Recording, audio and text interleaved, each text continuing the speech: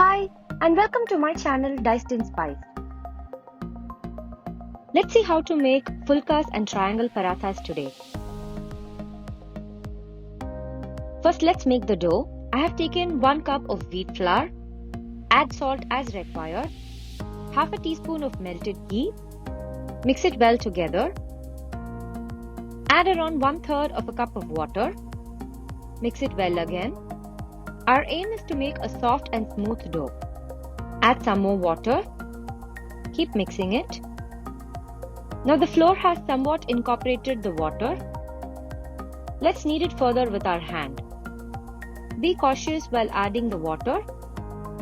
Let's sprinkle some at a time. We've made almost a rough dough. Let's bring it all together. Let's move this dough to the workbench and knead it further. Use both hands to knead if required. Keep kneading for at least 5 minutes. This will give you the desired smooth and soft consistency.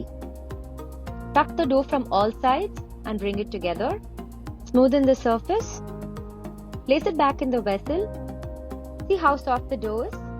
Smear some ghee to avoid it from drying. Keep it covered for 15 minutes to half an hour. Let's see how to roll out the triangle parathas. Take a lemon-sized piece of the dough, a little more than what you use for a regular chapati.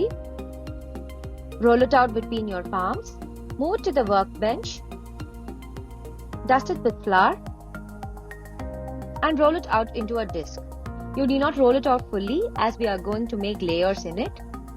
Add a teaspoon of melted ghee. Spread it out with your fingers and fold this into a semicircle. Smear the remaining ghee onto the dough again and fold it into a triangle. Keep this aside. While we are making this triangle paratha, make sure to make all these triangle foldings first and then rolling out and making the parathas. Now these folded triangles are ready. Let's see how to roll out to make the triangle paratha.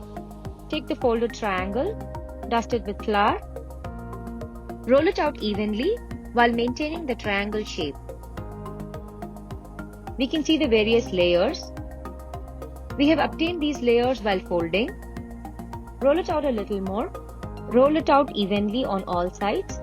This should be the thickness of the triangle paratha. It's now ready to be cooked. Let's see how to cook the triangle paratha. The pan is hot. Let's add the rolled out triangle piece of dough onto the pan. Move it around.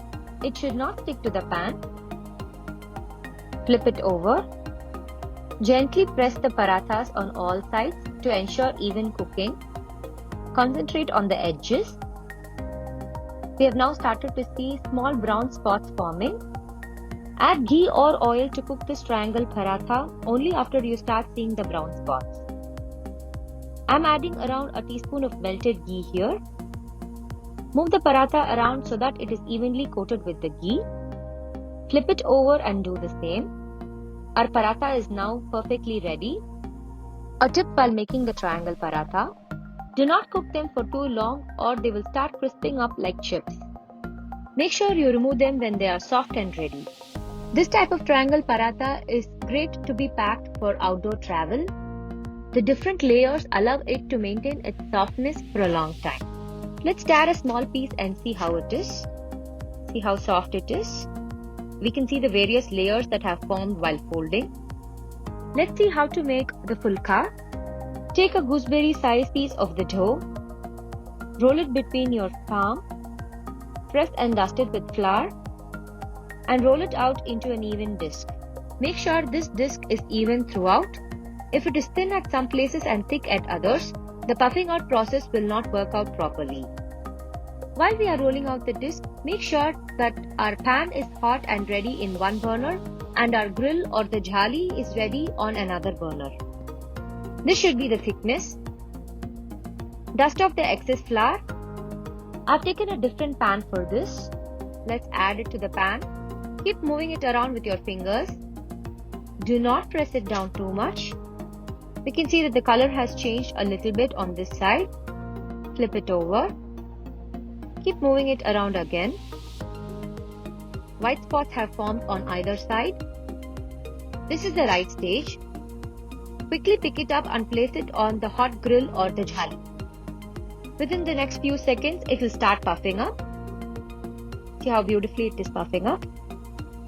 Use a pair of tongs, and after it is fully puffed up, gently turn it over. We can see the grill marks on this side of the fulka. Place it on this side for another 10 seconds, not more than that. The fulka is cooked thoroughly. Now we can remove it. We can now brush this fulka with a little bit of melted ghee, but this is entirely optional. Some tips while making the fulka. Make sure that your grill is red hot. When you transfer it from the pan to the grill, the fulka should start puffing up within the next 5 seconds. If it does not, it could be because of uneven thickness. Gently turn it over and cook it on the other side. Do not keep it on the same side for too long, it will start burning. We can try it again with the next fulka. When we are making this on a gas burner, keep the flame from low to medium, cook it on one side, let it puff up and move it on to the next side. Make sure that the fulka does not stay on the same side for more than 10 seconds. Both the fulkas and triangle parathas can be had with dry or gravy type of sabzis. Our fulkas are now hot, fluffy and ready. If you like this video, give us a thumbs up, and for more such content, please subscribe to our channel. Thank you.